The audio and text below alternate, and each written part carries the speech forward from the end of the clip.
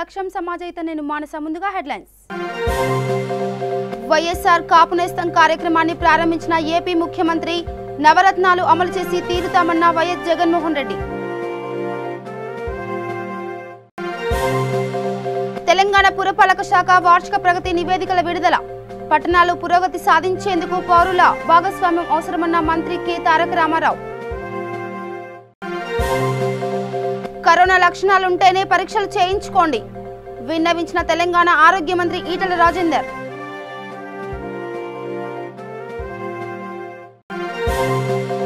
తాను ఆరోగ్యంగానే ఉన్నానన్న నిజామాబాద్ అర్బన్ ఎమ్మెల్యే. ఎవరు అధైర్యపడవద్దని కోరిన బిగాల గణేష్ గుప్తా.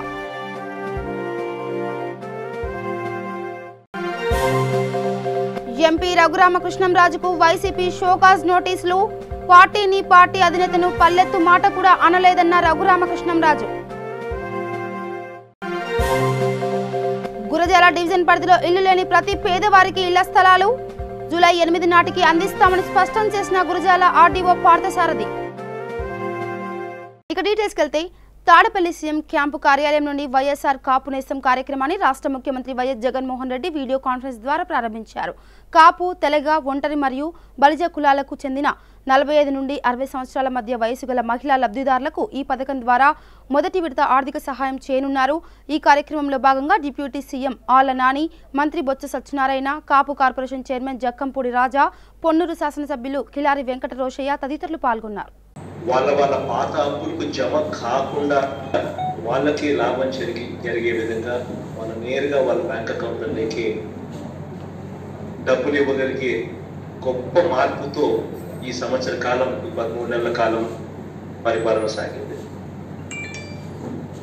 ఇంకొక గర్వంగా కూడా చెప్పదగ్గ విషయం ఏమిటి అని అంటే, ఈ 13 నెలల కాలంలో ఎక్కడా కూడా వివక్ష అన్నదానికి తావివ్వలేదు. మనకు ఓటు వేయకపోయినా పర్వాలేదు, ఖచ్చితంగా వాళ్ళకి అర్హత ఉంటే మాత్రం ఖచ్చితంగా వాళ్ళకి మంచి జరగాలి అని చెప్పి ఆరాటపడ్డాం. కరప్షన్ అన్నది ఎక్కడా కూడా లేకుండా నేరుగా వాళ్ళ చేతుల్లోకి ఇచ్చే కార్యక్రమానికి కూడా దేవుడు దయతో చేయమని. కులం చూడలేదు, మతం చూడలేదు, రాజకీయాలు చూడలేదు, పార్టీలు చూడలేదు. నేరుగా వాళ్ళ బ్యాంక్ అకౌంట్ కూడా ఇన్కమ్ బ్యాంక్ అకౌంట్స్ చేసిన పిమ్మట ఈ 15,000 రూపాయలు వాళ్ళకు డబ్బులు ట్రాన్స్ఫర్ చేయడం అన్నది కాసేపట్లో మన బటన్ నొక్కిన వెంటనే ట్రాన్స్ఫర్ కూడా అవుతుంది. ఇక్కడ ఇంకొక విషయం కూడా చెప్పాల్సిన పనే లేదు. ఎవరైనా కూడా ఈ కార్యక్రమం ద్వారా మేలు జరిగేది కూడా చేస్తాం. ఎందుకంటే మన ప్రభుత్వం ఎలా మంచి చేయాలి అనేది ఆకృతితోనే పనిచేస్తుంది.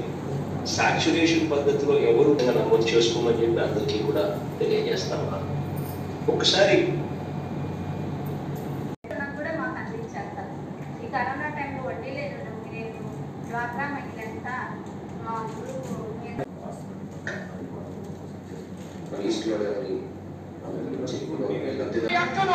45 సంవత్సరాల నుంచి 60 సంవత్సరాలు ఉన్న మధ్యలో ఉన్న ప్రతి అక్కకు ఎవరి దగ్గరికి పోవాల్సిన పట్ల, ఎవరి చుట్టూ తిరగాల్సిన పట్ల, ఎవరికి లంచాన్ని ఇవ్వాల్సిన పట్ల నేరుగా గ్రామ వాలంటీర్ మీ ఇంటికే వస్తాడు.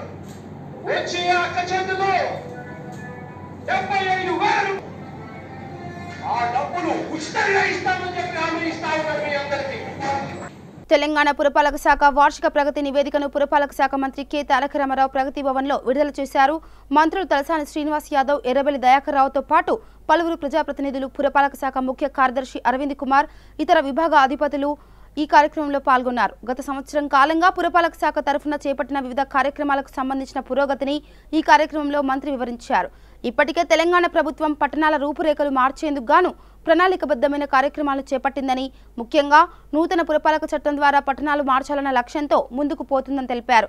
పట్టణాలు పురోగతి సాధించేందుకు గాను ప్రభుత్వంతో పాటు పౌరుల భాగస్వామ్యాన్ని పెంచేందుకు సైతం ప్రభుత్వం ప్రయత్నిస్తుందని ఈ సందర్భంగా మంత్రి కె తారక రామారావు అన్నారు. కరోనా లక్షణాలుంటేనే పరీక్షలు చేయించుకోవాలని ఈ విషయాన్ని మరోసారి విన్నవిస్తున్నామని తెలంగాణ ఆరోగ్య మంత్రి ఈటెల రాజేందర్ అన్నారు. లక్షణాలు లేని వారు పరీక్షలు చేయించుకోవద్దని చెప్పారు. ప్రైవేటు ల్యాబ్స్ కూడా ఇదే విషయాన్ని స్పష్టం చేశామని, అనవసరంగా టెస్టులు చేయవద్దని సూచించామని తెలిపారు. డబ్బులు ఉన్నాయి కదా అని చీటికి మాటికి టెస్టులు చేయించుకోవద్దని అన్నారు. గచ్చిబౌలిలోని టీమ్స్ ను ఆయన పరిశీలించారు. ఈ సందర్భంగా మీడియాతో మాట్లాడుతూ ఆయన ఈ వ్యాఖ్యలు చేశారు. టీమ్స్లో 1000 బెడ్లకు ఆక్సిజన్ సదుపాయం కల్పించామని ఈటల తెలిపారు. 3-4 రోజుల్లో టీమ్స్ ఆసుపత్రి ప్రారంభమవుతుందని, ఇప్పటికీ ఓపీ సేవలు అందుబాటులో ఉన్నాయని చెప్పారు. ఆరోగ్య రంగంలో కేరళ, తమిళనాడుతో పోటీ పడుతుందని అనేక సంస్కరణలు తీసుకొచ్చామని వెల్లడించారు. ఈ ఉత్తర అక్కడ ఏ సింటమాటిక్గా ఉండి హాస్పిటల్ పోతారో చూసినావా, సెల్ ఫోన్ వాళ్ళకి కన్ఫ్యూజన్ ఉన్నది. వాళ్ళకు రూపాయి పని లేక మొత్తం కిటికీలు ఫోటో పెట్టుడు, ఈ బాత్రూమ్ ఫోటో పెట్టుడు, ఈ పని చేస్తున్నారు. వాళ్ళు డ్రోన్ చేస్తున్నారు. నిజంగా చెప్పాలంటే వాళ్ళు ప్రజలకు డ్రోన్ చేస్తున్నారు వాళ్ళు. అందుకని మేము మొదటి చెప్తాం.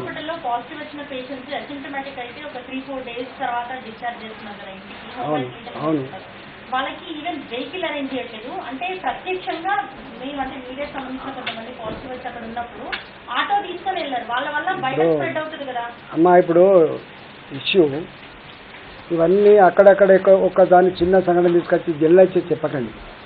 99.9% ఎక్కడ కూడా మా అంబులెన్స్లే ఉన్నాయి, మేమే తీసుకుపోతాం. టెలిమెడిసిన్ సౌకర్యం ఉంది. ఆ కేర్ తీసుకోకపోతే నడుస్తుందమ్మా.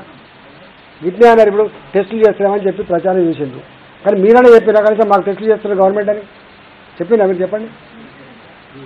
మేము మీడియా అడిగి చేయలేదా? మేము పోలీసులు అడిగితే స్టేడియం పెట్టి చేయలేదా? మేము ఎంత తప్పుడు ప్రచారం చేసినంటే మేము అన్నది ఏంటంటే సిమ్టమ్స్ లేని వాళ్ళు అనవసరంగా టెస్ట్ చేయించుకోవద్దు,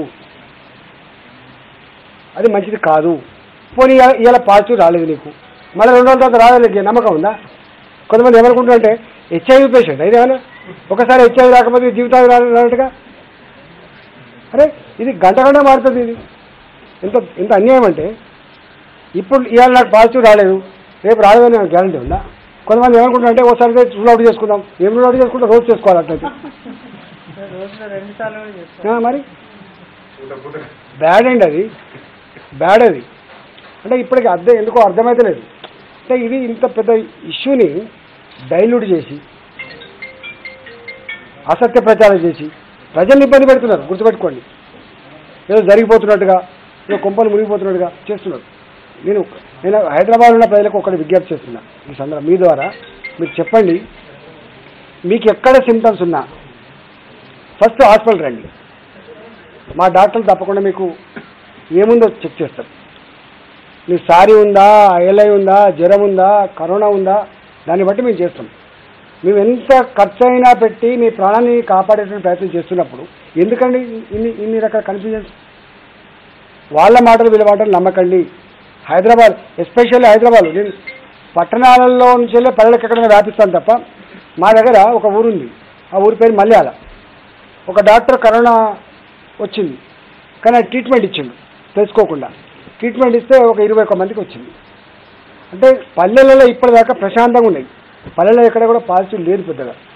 పట్టణాల నుంచే పల్లెలకు అక్కడక్కడ పోతా ఉంది కాబట్టి అది కూడా వ్యాపించకుండా జాగ్రత్త తీసుకోమని చెప్తున్నా. ఇప్పటికి కూడా ఇవాళ మరణాలు లేకపోయినప్పటికీ, కేసులు ఉన్నప్పటికీ కూడా భయపడనక్కర్లేదని ఒకటి.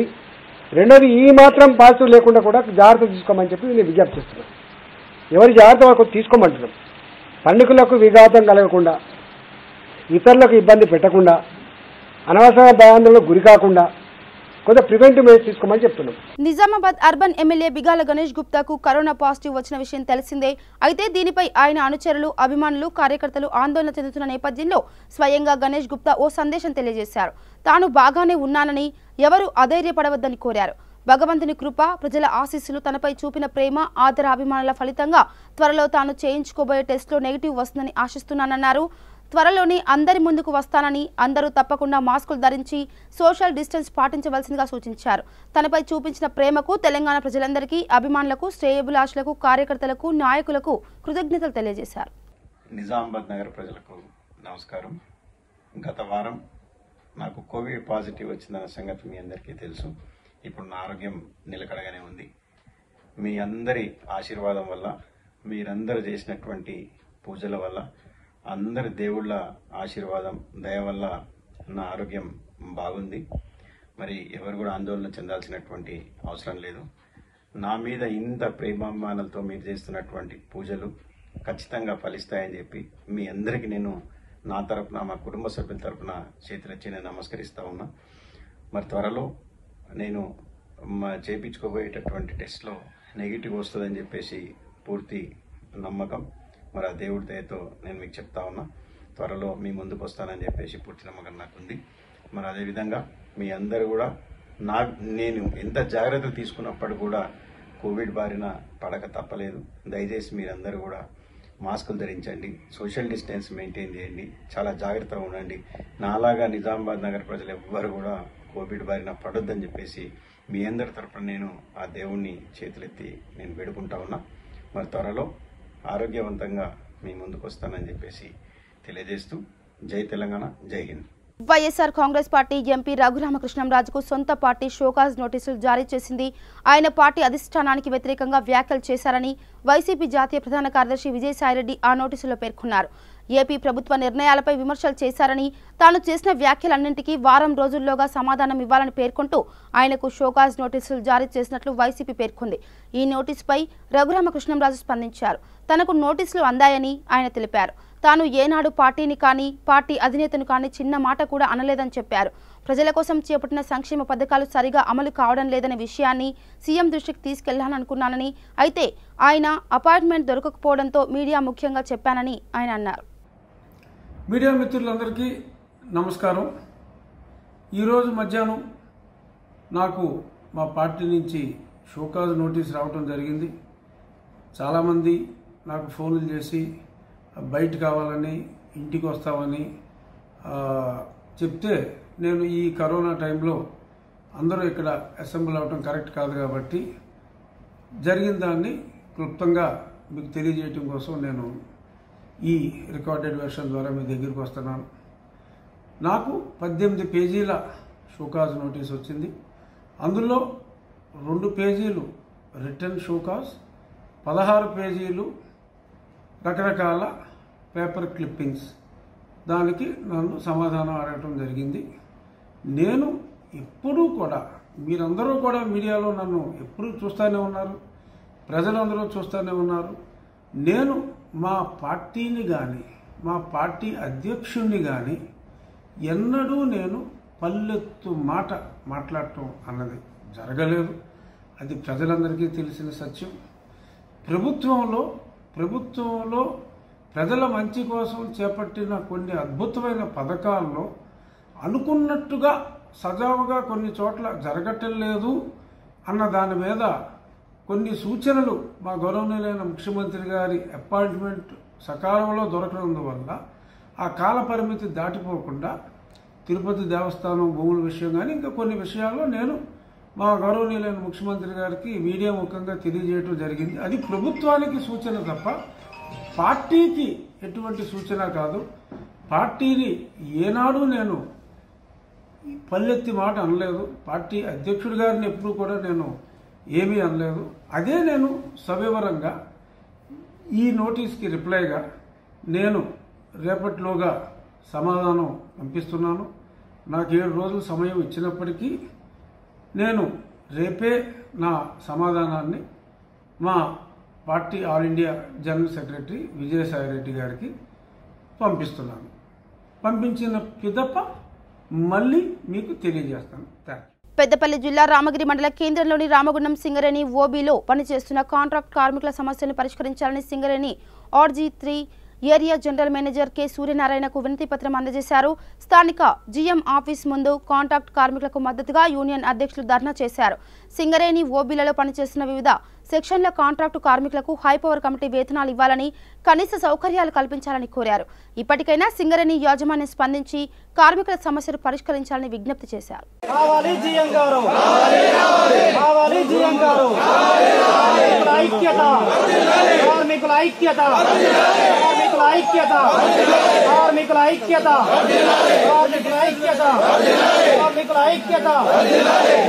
హైపవర్ కమిటీ వేతనాలు ఇచ్చేంత వరకు హైపవర్ కమిటీ వేతనాలు ఇచ్చేంత వరకు పోరాడదాం. హైపవర్ కమిటీ వేతనాలు ఇచ్చేంత వరకు సింగరేణి యాజమాన్యం ఉండి వైఖరి, సింగరేణి యాజమాన్యం ఉండి వైఖరి. రీజన్ లో పనిచేస్తున్నటువంటి ఓబీ కాంట్రాక్టు కార్మికులు వాళ్ళ న్యాయమైన డిమాండ్లు పరిష్కరించాలని గత నెల 6 తారీఖు నాడు సమ్మె నోటీస్ ఇవ్వడం జరిగింది. యాజమాన్యం నుండి గాని ఓబీ కాంట్రాక్టర్ల నుండి ఇప్పటి వరకు వాళ్ళ నుండి ఎలాంటి స్పందన రాకపోవడంతో అనివార్యంగా ఇలా కాంట్రాక్టర్ల మొండి వైఖరి మూలంగా ఇలా టోకెన్ సమ్మెలో పోవడం జరిగింది. ఈ టోకెన్ సమ్మెను విజయవంతం చేసిన ఓసీ కాంట్రాక్ట్ కార్మికులకు అందరికీ విప్లవాభినందనలు తెలియజేస్తా ఉన్నాం. అట్లాగే ఏదైతే ఓబీ కాంట్రాక్ట్ కార్మికులకు న్యాయబద్ధంగా చట్టబద్ధంగా రావాల్సినటువంటి హక్కుల విషయంలో ఇలా సింగరేణి యాజమాన్యం గాని ఓబీ కాంట్రాక్టులు పట్టించుకో మూలంగా ఈ రోజున కాంట్రాక్ట్ కార్మికులంటే ఒక బానిసల్లాగా చూసే పరిస్థితి ఇలా ఓబీ కాంట్రాక్టర్లు వివరిస్తా ఉన్నారు. కానీ ఈరోజు ఆ డిమాండ్ల పరిష్కారం కోసం సిఐటియు ఐఎఫ్టియు తెలంగాణ కాంట్రాక్ట్ కార్మిక సంఘం ఆధ్వర్యంలో మేము సమ్మె నోటీసులు ఇప్పించినప్పటికీ అనేక సార్లు చర్చలు పిలిచినప్పటికీ వాళ్ళు కాలయాపన చేస్తూ ఈ రోజు సమ్మె జరగడానికి ఇవాళ కాంట్రాక్టర్లు ప్రధాన కారణం. ఇప్పటికైనా సింగరేణి యాజమాన్యం ఏదైతే కోల్ ఇండియా వేతనాలు కావచ్చు లేదా బిలో గ్రౌండ్ వేతనాలు కావచ్చు లేదా ఇలా కార్మికులకు రావాల్సినటువంటి సౌకర్యాల గురించి వెంటనే చర్చలు జరపాలని, లేకపోతే ఏదైతే 2 రోజులు టోకెన్ సమ్మెకు పిలుపునిచ్చామో ఆ టోకెన్ సమ్మె గనక అట్లే కొనసాగుతుంది. మీరు చర్చలు గనక రాకపోతే దాన్ని నిరవధిక సమ్మె కూడా మార్చడానికి ఇలా ఓబీ కాంట్రాక్ట్ కార్మికులు సిద్ధంగా ఉన్నారు. అందుకోసం సింగరేణి యాజమాన్యం వెంటనే జోక్యం చేసుకోవాలని ఈరోజు జనరల్ మేనేజర్ గారికి కూడా ధర్నా నిర్వహించి మెమరాండం ఇవ్వడం జరిగింది.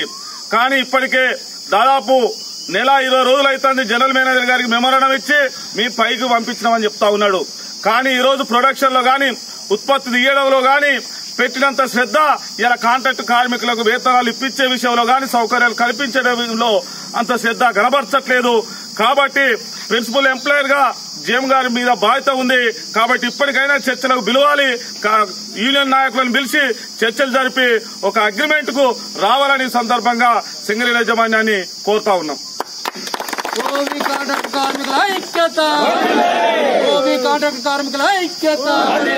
ఖమ్మం జిల్లా సత్తుపల్లి నియోజకవర్గం కల్లూరు మండల కేంద్రంలో పనిచేసి బదిలీపై వెళ్లిన ఎంపీడీఓ నర్మదా వీడ్కోలు సభకు ముఖ్య అతిథిగా ఎమ్మెల్యే సండ్ర వెంకట వీరయ్య హాజరయ్యారు. ఈ సందర్భంగా ఎమ్మెల్యే మాట్లాడుతూ ఎంపీడీఓగా నర్మదా ఉద్యోగ బాధ్యతలు ఎంతో చక్కగా నిర్వహించారని, చక్కటి సమన్వయంతో కల్లూరు మండల అభివృద్ధి కార్యక్రమంలో తన వంతు బాధ్యతలు నిర్వహించారని కొనియాడారు.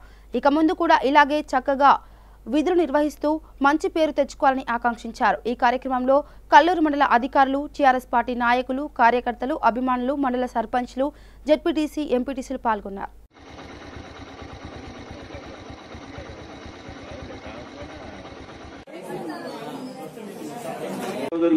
సందర్భంగా వారు ఆ జిల్లాకు పోయారు. మన డిఎస్పీ వెంకటేష్ గారు కూడా అప్పుడు ఇంద్రవెల్లి డిఎస్పీ. ఆ యొక్క సందర్భంలో మేడం వాళ్ళ గోండు భాష నేర్చుకుని వాళ్ళలో మమేకమై ఎవరన్నా గెలవడానికి వస్తే నాకు బొకేసి ఇవ్వద్దు, బెడ్షీట్స్ తెమ్మని అడిగేది చలికాలం. లేకపోతే ఇంకా వాళ్ళకి కావాల్సిన వస్తువులు అడిగేది, ఎందుకంటే పూలదండలు కాదు నాకు కావాల్సిందని. ఆ గూడెలకి వెళ్లిపోతే కడుపులో పెట్టుకుని ఎంత చూస్తారో ఈ సమాజం కూడా ఎంత గౌరవిస్తుందో ఈ సంఘటన బట్టి మనం అర్థం చేసుకోవాల్సిన అవసరం ఉంది. ఎందుకంటే గిరిధర్ కలెక్టర్ గారు ఉన్నట్టు ఇప్పటికి కూడా మనం వారి పేరు చెప్తాం. ఆ రోజు రఘునందనరావు గారు ఆర్డీఓ, ఎస్సీ కార్పొరేషన్ ఈడీ చేశాడు, డిఆర్డీఏ పీడీ. శ్రీనివాసరాజు గారు తిరుమల తిరుపతి దేవస్థానం ఈవో 9 సంవత్సరాలు చేశాడు. ఆయన ఖమ్మం ఆర్డీఓ ఫస్ట్ నేను ఎమ్మెల్యే అయినప్పుడు. వాళ్ళందరూ ఒక గోల్డెన్ స్వర్ణయుగం అనేది మేము అప్పుడు. తుమ్మల గారు మినిస్ట్రీ ఉండేవారు. మేము వెళ్తుంటే వాళ్ళు అందరూ ఒక కారులో పోయేటోళ్ళం. గిరిధర్ గారు బదిలీపై వెళ్తే అత్యధిక కాలం పనిచేసిన ఈ రోజు బదిలీపై వెళ్తున్న మన ఎండిఓ గారు వారు ఎంచుకున్న రంగంలో కూడా రాణించాలని, మంచి పేరు తెచ్చుకోవాలని భగవంతుని ప్రార్థిస్తూ మరి ఈ కార్యక్రమంలో వారిని సన్మానం చేసే అభినందన కార్యక్రమంలో మమ్మల్ని కూడా భాగస్వామ్యం చేసిన పెద్దలందరికీ నమస్కారం తెలియజేస్తూ సెలవు తీసుకుంటున్నాను.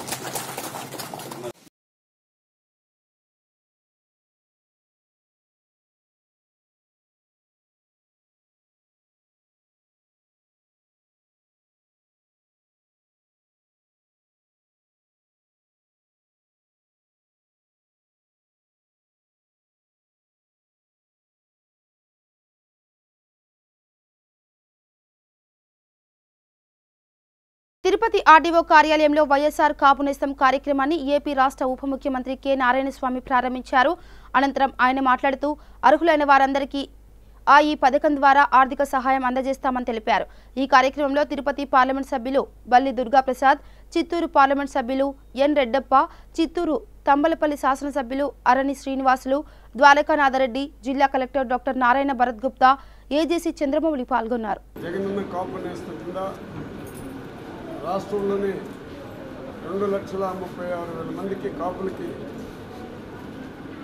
15,000 రూపాయల లెక్కన సంవత్సరానికి ఇస్తూ 5 సంవత్సరాల్లో 75,000 రూపాయలు అర్హత ఉన్న ప్రతి ఒక్కరికి కూడా మంజూరు చేసే కార్యక్రమం జగన్మోహన్ రెడ్డి ముఖ్యమంత్రి గారు ఈరోజు అందరికీ కూడా ఇవ్వడం ఆన్లైన్లో ఇవ్వడం జరిగింది. ముఖ్యంగా జగనన్న గురించి ఒక విషయం చెప్పాలంటే మీకు అందరికీ కూడా తెలుసు, హరిశ్చంద్రుడు అనే వ్యక్తిని మనం చరిత్రలో చదువుకున్నాము. ఆ హరిశ్చంద్రుడు అనే వ్యక్తి ఈరోజు కేవలం జగన్మోహన్ రెడ్డి ద్వారానే చూస్తూ ఉన్నాము. మాట ఇస్తే తప్పక నెరవేర్చే కార్యక్రమాలు చేస్తూ ఉన్నారు.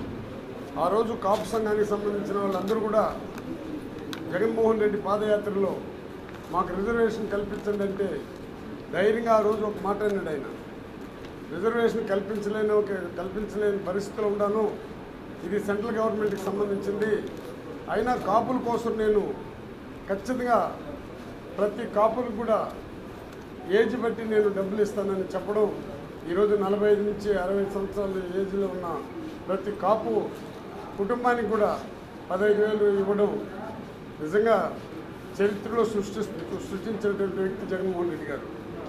మనం ఎన్నో కానీ ఈరోజు మనం దేశవ్యాప్తంగా చూస్తే కూడా ఎక్కడ కానీ కుల వ్యవస్థ కనబడలా, మత వ్యవస్థ కనబడలా, ఎటువంటి పరిస్థితులు కూడా ప్రేమ అనే ఒక పదాన్ని తీసుకుని వచ్చి జగన్మోహన్ రెడ్డి గారు ప్రతి పేదవాడిని తన హృదయంలో పేదవాడి హృదయంలో జగన్మోహన్ రెడ్డి శాశ్వతంగా ఉండేటట్టు ప్రతి కులానికి కూడా ఆయన ఒక కులానికి పెద్దగా అంటే నేను మీకు ఎన్నో పర్యాలు చెప్పిన అన్ని మతాలకు సంబంధించిన వ్యక్తిగా ప్రతి మత కులస్తులకు కూడా నేను ఉండాలని చెప్పి ఇటువంటి కార్యక్రమాలు చేస్తూ ఉన్నటువంటి జగన్మోహన్ రెడ్డి గారు చరిత్రలో శాశ్వతంగా నిలిచిపోతున్నారు.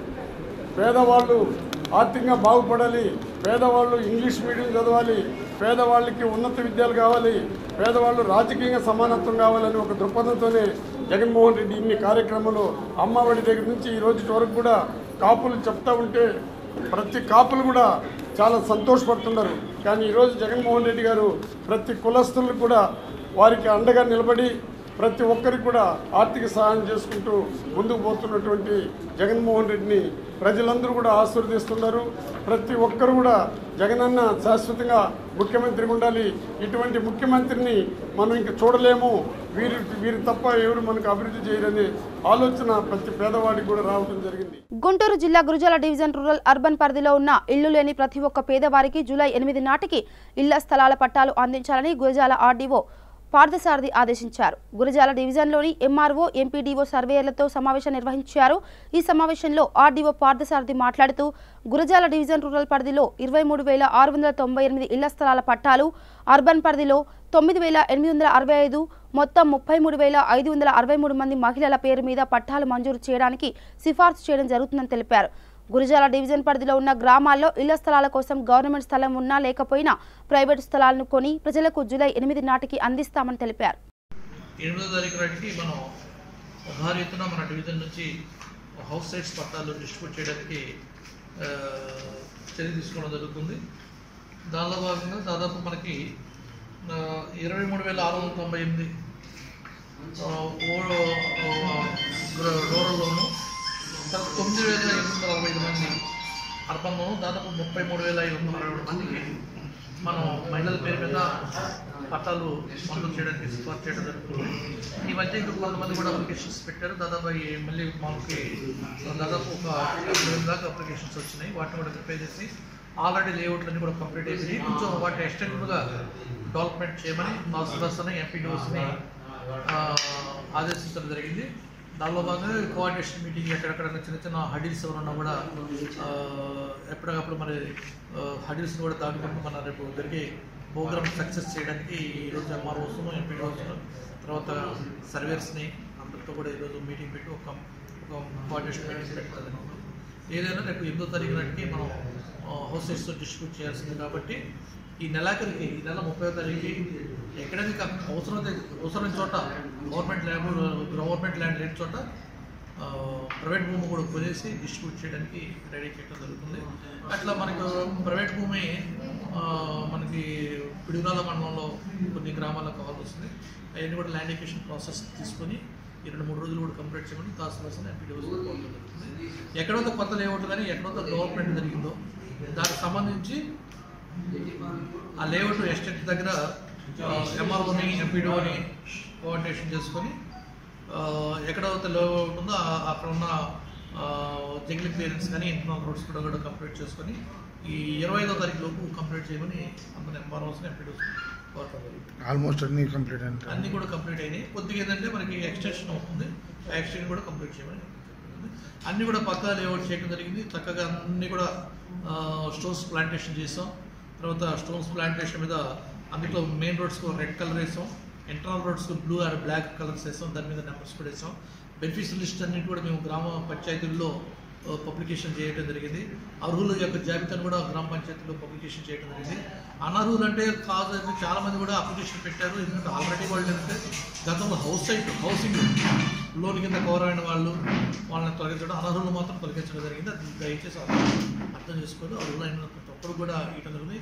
ఇంకెవరైనా అర్హులు ఉంటే వాళ్ళు గ్రామ పంచాయతీలో ఇప్పుడు వాళ్ళకి సైటు ఓపెన్ చేశారు.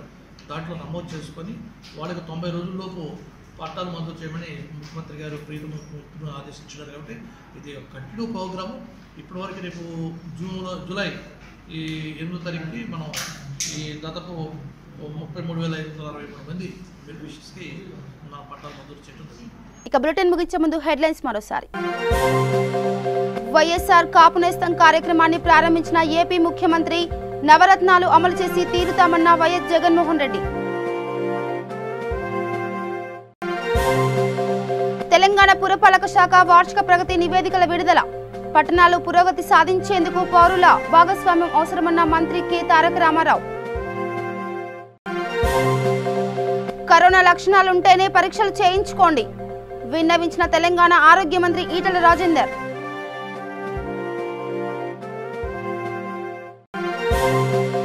తాను ఆరోగ్యంగానే ఉన్నానన్న నిజామాబాద్ అర్బన్ ఎమ్మెల్యే. ఎవరు అధైర్యపడవద్దని కోరిన బిగాల గణేష్ గుప్తా.